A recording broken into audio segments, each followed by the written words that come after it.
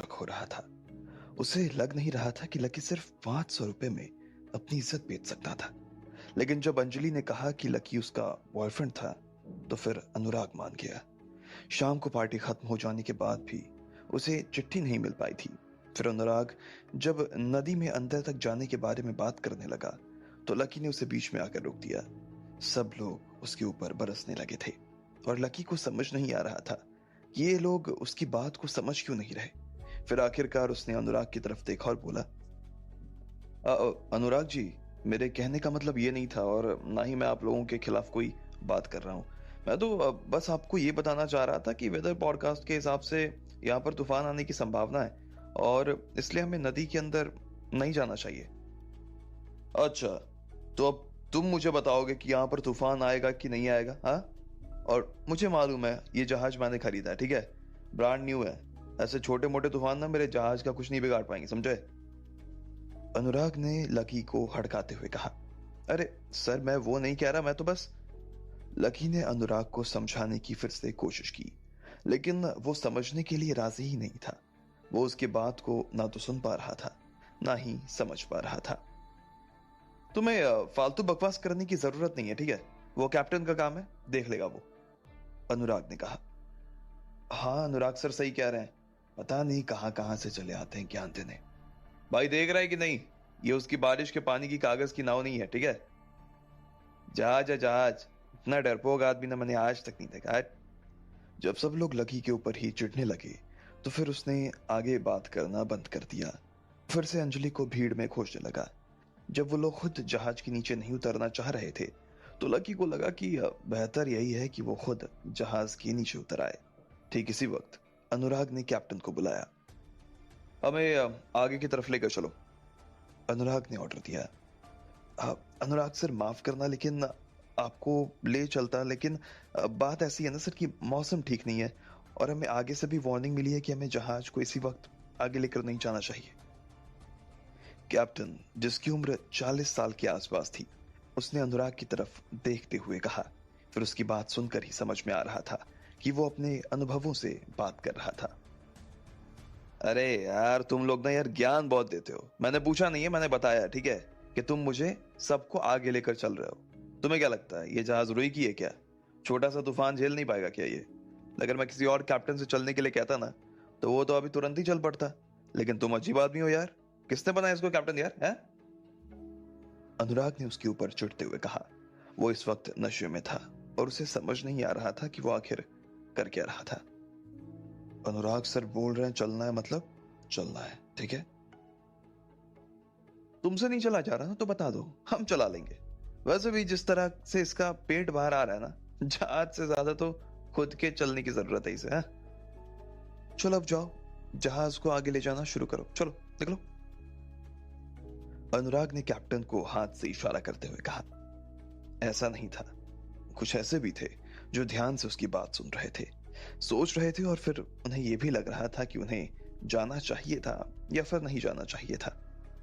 अरे यार, कितने डरपोक हो तुम। खैर छोड़ो, मैं खुद जाता हूं और जहाज चलाना शुरू कर देता हूं, हट। अनुराग ने माइक में कहा और फिर आगे चलने लगा। और इससे पहले कि वो आगे बढ़ पाता, उसे पीछे से आवाज आई। अनुराग सर, कल मेरे परिवार की पूजा, इसलिए मुझे थोड़ा घर जल्दी जाना पड़ेगा। हाँ सर, मेरे भी होने वाले ससुर की तबीयत खराब है, इसलिए मुझे भी जाना पड़ेगा सर। और कुछ लोग बिना कुछ कहे ही उस जहाज से नीचे उतर आए। जाओ, जिसे जाना है जाओ, जिसे रहना है रहो, मैं तो जा रहा हूं, अनुराग ने कहा। उसकी बात में एक तरह का दाना था, जिसकी वजह से कोई भी कुछ बोल नहीं पा रहा था। इधर लकी ने भी अंजलि और सुष्मिता को ढूंढ लिया था। वो उन दोनों को भी अपने साथ जहाज पर से नीचे उतार लेना चाहता था। सुष्मिता ने जब उसकी बात सुनी, तो उसे उसकी बात काफी ठीक लगी, लेकिन अंजलि को बस लकी के ऊपर गुस्सा आ रहा था और वो उसकी बात सुनने के लिए राजी नहीं थी। लकी ने उसे समझाया, लेकिन उसने मना कर दिया। ठीक है, तो फिर बाद में जो भी हो ना, उसके लिए मुझे ब्लेम मत करना प्लीज, ठीक है? लकी ने कहा। उसके पास और कोई चारा नहीं था और इसलिए वो जबरदस्ती अंजलि और सुष्मिता को अपने साथ नीचे ले आया। छोड़ो मुझे, छोड़ो, ये क्या कर रहे हो? तुम्हें शर्म नहीं आ रही क्या? अंजलि लकी के ऊपर हाथ पैर चलाई जा रही थी। वो उसे छूटने का भरसक प्रयास कर रही थी, लेकिन लकी था कि उसे छोड़ने का नाम नहीं ले रहा था। जैसे ही लकी उन्हें लेकर नीचे आया और बाहर निकलने ही को था, जाओ वही रुक जाओ, मिलने की जरूरत नहीं है, ठीक है? इसी वक्त अनुराग ने माइक में चिल्लाते हुए लकी को रोक दिया। लकी ने एक पल के लिए मुड़कर अनुराग को देखा, लेकिन वो उसे ज्यादा भाव नहीं दे रहा था। उसकी बात को सुनकर भी अनसुना करने के लिए लकी वहां से निकल आया। उसकी इस हरकत से अनुराग नाराज हो गया, तो लकी को भी कोई फर्क नहीं पड़ता। तुम्हें जाना है तो जाओ, लेकिन इसे छोड़ दो, ठीक है? इतने में अनुराग फिर से चिल्लाया और उसे रोकने के लिए लोग आ गए। लकी भी एक बार के लिए रुक गया। छोड़ मुझे, जाने दो, मुझे छोड़ो। तुम कौन होते हो मुझे रोकने वाले? हाँ, जाने दो, छोड़ो। अंजलि ने लकी की पीठ के ऊपर जोर से मुक्का मारते हुए कहा और उसके हाथ से अपना हाथ फिर से छुड़वाने की कोशिश करने लगी। ठीक है, जो तुम्हारा मन करे ना करो, लेकिन फिर बाद में मत कहना कि मैंने तुम्हें बताया नहीं था, ठीक है? लकी ने भी आखिरकार उसका हाथ छोड़ दिया। फिर अंजलि ने लकी की तरफ देखा और कहा, हाँ ठीक है, मैं नहीं बोलूंगी तुमसे कुछ। वैसे भी तुमसे कुछ बोल कर ना कुछ फायदा तो है नहीं। मैं जा रही हूँ, तुम्हें निकलना है तो निकलो, अभी के अभी निकलो यहाँ से। अंजलि ने लकी को धक्का दे दिया। वो उसे सीढ़ियों पर से नीचे गिरा देना चाहती थी। मुझे बस मेरी चिट्ठी दो, उसके बाद मैं चला जाऊंगा, ठीक है?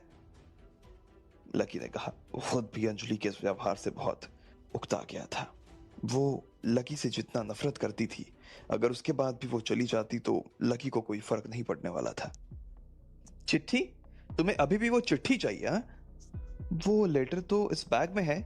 मैं तुम्हें देना चाहती थी लेटर। तुमने फिर मेरे साथ जो किया ना, उसके बाद ना मेरा मन बदल गया कि मैं वो तुम्हें दूं या नहीं दूं। चिंता मत करो, मैं उसे फाड़ूंगी नहीं, लेकिन मैं उसे तुम्हें देने वाली भी नहीं हूं, ठीक है?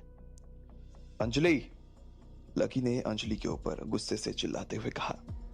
उसकी आंख में उसका गुस्सा साफ नजर आ रहा था। होते कौन हो तुम मुझसे इतनी जोर से और इतनी ऊंची आवाज में बात करने वाले? तुमने जो किया ना, उसके बाद पहले तो तुम्हें मुझसे माफी मांगनी चाहिए, उसके बाद मैं सोचूंगी। अंजलि ने लकी को एक धक्का दिया और सुष्मिता का हाथ पकड़कर जहाज की तरफ बढ़ने लगी।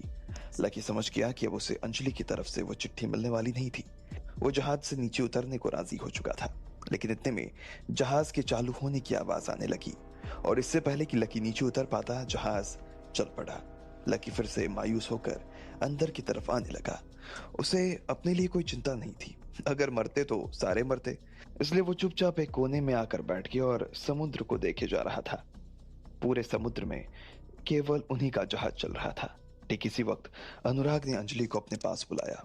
उसने उसे अपने इतने पास बुला लिया कि अंजलि नर्वस हो चुकी थी। क्या हो गया? अनुराग ने अंजलि को अपने करीब खींच लिया और अंजलि का सिर उसके कंधे पर टिक गया। वो अनुराग को इस तरह हरकत करता देख चौंक गई थी। वो सिर्फ एक छोटी सी ऑनलाइन सेलिब्रिटी थी और उसकी अनुराग के सामने तो कोई हस्ती ही नहीं थी। उसे तो यह भी समझ नहीं आ रहा था कि वो इतने बड़े आदमी का फायदा कैसे उठा सकती थी। क्या बात है, तुम कितनी सुंदर और प्यारी हो, मेरे साथ आना चाहोगी क्या? अनुराग ने पूछा। उसकी आंखों में जिस तरह के भाव थे, उसे देखकर अंजलि का दिल जोर जोर से धड़कने लगा। वो देख पा रही थी कि अनुराग उससे क्या करना चाह रहा था। उसे लगने लगा कि अनुराग उसे पसंद करने लगा था और इसलिए उसने शर्माते हुए हाँ में अपना सिर हिला दिया। शाबाश, तुम्हारे बॉयफ्रेंड से छुटकारा दिलवाने के लिए मेरे लिए कोई ये बहुत बड़ा काम नहीं है, पर क्या तुम मेरे साथ आना चाहोगी? अनुराग ने फिर से उसकी आंखों में देखते हुए कहा। अनुराग सर, आप मैं अभी उसे ये सब बताकर आती हूँ। अंजलि तो खुशी के मारे पागल हो गई। वो समझ नहीं पा रही थी कि अनुराग जैसा आदमी उसे कैसे पसंद करने लगा था। वो तो उसकी गर्लफ्रेंड बनने के लिए मरी जा रही थी, लेकिन बस वो लकी से पीछा छुड़ाकर आना चाहती थी। एक बार वो अनुराग के साथ आ जाती तो उसके बाद उसकी जिंदगी आराम से सेट हो जाती। लेकिन अनुराग ने उसकी आंखों में इतना उत्साह देखा तो उसे उसके ऊपर शक होने लगा। वो देख पा रहा था कि अंजलि के अंदर एक तरह की अलीशा बसी हुई थी। वो अलीशा जो अभी तक उसके दिल से बाहर नहीं निकल पाई। अलीशा ने सबके सामने उसका मजाक उड़ाया था और उस बात का दर्द वो आज भी महसूस करती थी। वो उसकी पीठ के पीछे किसी दूसरे आदमी के साथ घूम रही थी, इसलिए अनुराग भी अब दूसरे लोगों के साथ बात करने आ गया था। जो अलीशा ने उसके साथ किया था, वो चाहता था कि जिस तरह अलीशा के लिए वो रोया, उसी तरह बाकी लोग भी अपनी प्रेमिकाओं के लिए रोए। उन प्रेमिकाओं के लिए जिन्हें अनुराग छीन लेना चाहता था, अपना बना लेना चाहता था। लेकिन उससे पहले मेरी एक शर्त है। मैं तुम्हारे उस फटीचर बॉयफ्रेंड को सजा देना चाहता हूँ। अगर मुझे उसकी सजा में मजा आया ना, तो ही मैं तुम्हें अपनी गर्लफ्रेंड बनाऊंगा, मेरी जान। अनुराग ने अंजलि के गालों को प्यार से खींचते हुए कहा। लकी जब लकी आराम से एक कोने में बैठा था, तो उसने एक बहुत ही मीठी सी आवाज सुनी। जैसे ही उसने घूमकर देखा, तो पाया कि अंजलि उसकी तरफ देखकर मुस्कुरा रही थी, और उसकी मुस्कान में एक तरह की माफी नजर आ रही थी। मुझे माफ कर दो लकी, मैं बहुत बेचैन हो गई थी और गुस्से में ना जाने तुमसे क्या क्या बोल गई। मुझे तुम्हारे ऊपर हाथ तो बिल्कुल नहीं उठाना चाहिए था। अंजलि ने लकी के घुटनों में बैठते हुए कहा। जाओ यहां से, मेरे पास तुम्हारी बकवास सुनने का ना टाइम नहीं है, ठीक है? लकी ने कहा और फिर समुद्र को देखने लगा। लकी सुनो ना, अभी तुम्ही ने तो कहा था ना कि तूफान आने वाला है, तो फिर अगर तूफान आ ही गया तो हम तो मरेंगे ही ना। तो मरने से पहले मेरी एक बात सुनो ना, तुम यहाँ बैठकर बोर क्यों हो रहे हो? चलो ना, वहां पर स्विमिंग पूल है, मेरे पास में स्विमिंग का कॉस्ट्यूम भी है, और मुझे ये भी पता है कि तुम भी स्विमिंग कर लेते हो। चलो ना, मुझे भी थोड़ी सी स्विमिंग सिखा दो ना। अंजलि ने लकी की तरफ देखते हुए कहा। नहीं, मेरे पास इतना टाइम नहीं है कि मैं तुम्हें स्विमिंग सिखाऊं। अगर तुम्हें सीखना है तो कोई क्लास ज्वाइन कर लो। लकी ने कहा, फिर से समुद्र में देखने लगा। लेकिन अंजलि की नजर अभी भी उसी के ऊपर टिकी हुई थी। अब आगे क्या होने वाला था? क्या चाह रही थी अंजलि लकी से? क्या लकी इस तूफान से बच पाएगा? आपको क्या लगता है, क्या होंगे इन सभी सवालों के जवाब? कमेंट बॉक्स में कमेंट करके हमें जरूर बताएं, और सभी सवालों के जवाब को जानने के लिए सुनते रहिए स्टम्बली सिर्फ पॉकेट एफएम पर।